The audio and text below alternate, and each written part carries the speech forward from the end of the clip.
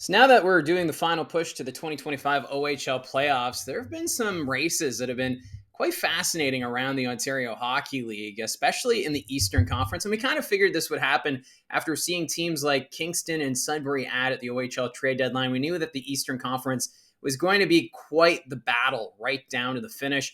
And today I wanted to focus on the East Division because the race is getting very fascinating between the Oshawa Generals, Kingston Frontenacs, and the Brantford Bulldogs. Right now, 4 points separate the top three teams at the top of the division. I just wanted to break this down because I think this race could go down to the wire. So, looking at the teams right now, the Oshawa Generals, they do lead the charge. They've appeared in 44 games. They have a record 26, 14, 3, and 1, 56 points. So, right now, they have played the most games in the East Division compared to their opponents. So, for Oshawa, a bit of the pressure is on them right now as they have these two teams coming up behind them in the rearview mirror.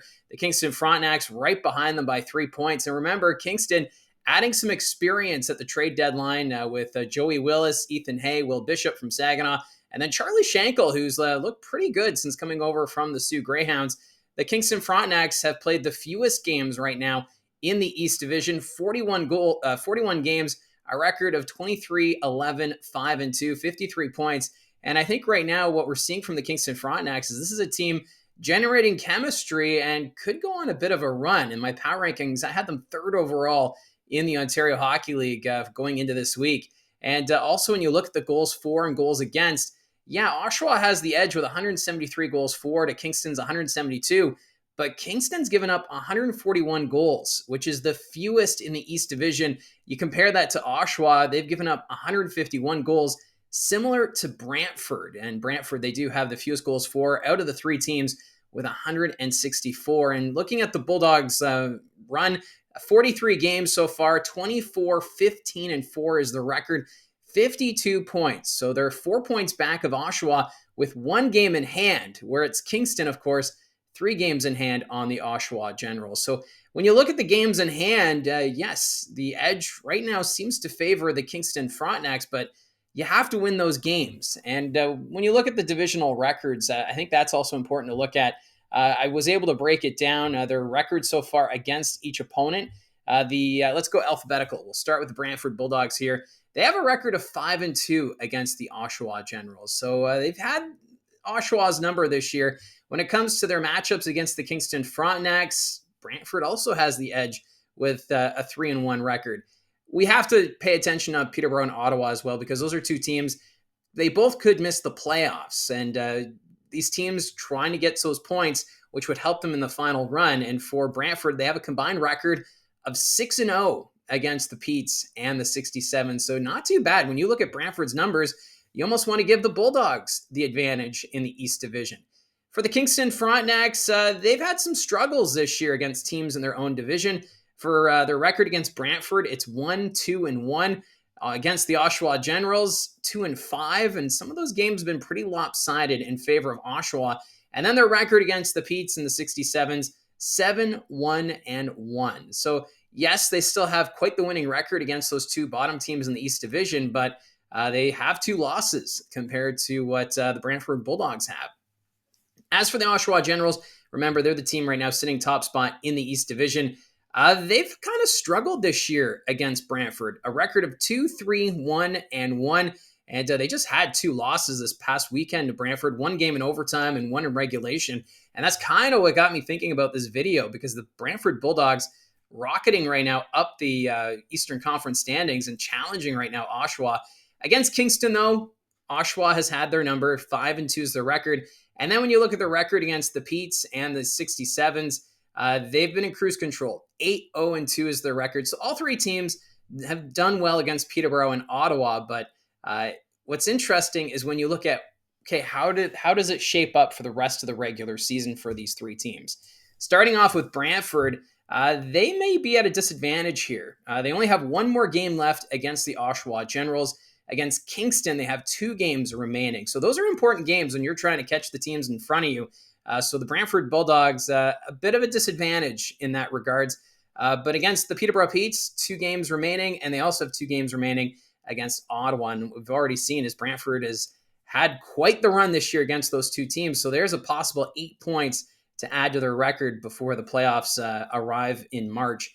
As for the Kingston Frontenacs, the 2 games against Brantford, those will be key, trying to hold off the Bulldogs, but they only have 1 game remaining against the Oshawa Generals. Although, like I said a moment ago, Kingston really hasn't fared all that well against the Oshawa Generals this season. But still, like I said about Brantford, you want to have those games where you're going to be having head-to-head matchups against the teams you're chasing and trying to gain distance on.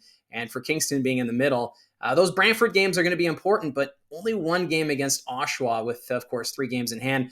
But they have a lot of games left against Peterborough and Ottawa, 3 games remain against the Petes, and 4 against the 67s. So a bit of an advantage there with points available if they do, in fact, win those games that they'll be favored in. So Kingston, a team that looks like maybe they have a shot for that East Division.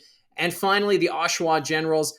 They only have 1 game remaining against Brantford, 1 game remaining against Kingston, which for them might be a bit of an advantage because that's games that the 2 teams behind them won't be able to, gain ground on them on a head-to-head matchup. And they only have 3 games remaining against Peterborough and 2 against Ottawa. So for divisional play, the Oshawa Generals schedule a little on the lighter side compared to Brantford and Kingston. So for these 3 teams, I think it's kind of hard to say which team has the advantage when you look at the schedule and their records against the divisional opponents, because I think it's just very close and it's going to go down to the wire. So with that, how do the teams stack up with their top 5 point scorers? Starting again alphabetically, the Brantford Bulldogs, Nick Lardis, has been lights out this year. 37 goals, 29 assists, good for 66 points. He is tied for the league lead in goal scoring with Michael Misa, so give a bit of an edge maybe to the Brantford Bulldogs, followed by Patrick Thomas. He's been steady. 19 goals, 42 assists, 61 points to his credit. Jake O'Brien, he's 3rd in team scoring, 22 goals, 33 assists, 55 points. We have Cole Brown, who's 4th in team scoring with 17 goals, 20 assists, 37 points. And then Thomas Hamara, the defenseman, he is 5th in team scoring. So they're getting those contributions from the blue line, which is great to see for Brantford. He has 5 goals, 29 assists, 34 points. Great breakout pass to get the play started. So this is a Brantford Bulldogs team that I've always said I like their lineup. They just need to be healthy. And I think we're seeing the benefits of a healthy lineup here, that they're now putting wins together and challenging Oshawa and Kingston at the top of the East Division. As for the Frontenacs, you'll notice that their leading point scorers not at the same level as Brantford and Oshawa, although I think they're going to see improvement here in the second half of the regular season. Cedric Guindon, he leads the team in scoring with 25 goals, 33 assists, 58 points. Jacob Battaglia, he came out like a house on fire at the start of the regular season. Slowed down a little as the season has gone on. Right now, 2nd in team scoring, 25 goals, 32 assists, 57 points. Then you have Thomas Vuorinen. He's only appeared in 36 games, but 22 goals, 29 assists, 51 points. Not too shabby for him. Ethan Miedema, he is 4th in team scoring, 16 goals, 26 assists, 42 points. And newly acquired Joey Willis is right now 5th in team scoring, 18 goals, 19 assists, 37 points. So that's where you see the addition there at the OHL trade deadline might help this Kingston Frontenacs team as they try and make that push for top spot in the East Division. When you shift to the Oshawa Generals, though, this is a team that at the start of the regular season were a favorite to represent the Eastern Conference in the championship. And right now with this lineup, they're doing what we were expecting them to. Beckett Seneca leading the way in scoring, 28 goals, 36 assists, 64 points, followed by Luca Morelli, the defenseman. Great to see him 2nd in scoring with 16 goals, 38 assists, 54 points. Callum Ritchie, the Colorado Avalanche prospect, he really helped turn this team around at the start of the regular season. 11 goals, 33 assists, 44 points. You kind of expect a little more scoring as the season goes on for him. Then Luke Torrance, right now 4th in scoring for the Oshawa Generals, 16 goals, 26 assists, 42 points. And then Colby Barlow, the big pickup near the beginning of the regular season from Owen Sound.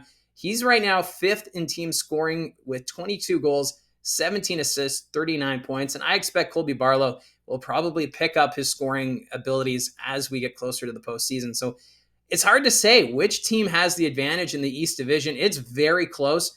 I want to give the edge to the Oshawa Generals just based on their experience, but with the games remaining and who they have left, that's where it's a toss-up. Is it the Kingston Frontenacs with so many games left against Ottawa and Peterborough? The Brantford Bulldogs, they have those 2 games left against Kingston, so those head-to-head matchups are going to be great. But overall, this push for the East title in the division is going to be something to follow closely. If you're a fan of one of these three teams, you're going to be spoiled this year. Those matchups are going to be great. And what if these teams meet in the playoffs? It's been a battle all year long between these three teams, and if they can meet in the postseason one way or another, that's going to be quite the series. And I wouldn't be surprised if it's a 7-game series, if it's Oshawa, Brantford, or even Kingston, Brantford, or Kingston, Oshawa. So it's a bit of a trifecta, and I'm really curious to see how it's all going to play out. That's why I wanted to do a video on this today. Now, the other item to talk about, OHL jerseys. I've been hearing it behind the scenes about how Under Armour is expected to take over the jersey manufacturing position for the Canadian Hockey League, which means we'll no longer have CCM on the front of the jerseys. It sounds like that should be announced probably in the offseason for sure, but there's been a lot more speculation about this change. And what could it mean for the teams in the Ontario Hockey League? Could we be looking at some teams rebranding this offseason? And I know I'm a jersey collector, a jersey nerd, so I get a little excited when we talk about teams that could have new looks. So maybe that's a video to do closer to the offseason, talking about teams and which ones in the OHL need a bit of a refresh or a new look per se. So I just wanted to touch on it here, as I know it's been talked about on other podcasts and even on social media. So wanted to put it on here just to get that conversation started. So that's how I see it from the booth. Don't forget to hit like and subscribe, and let me know in the comments section down below your thoughts on the race in the East Division, or let's start the conversation about jersey rebrands. Thank you very much for your support. Talk to you soon.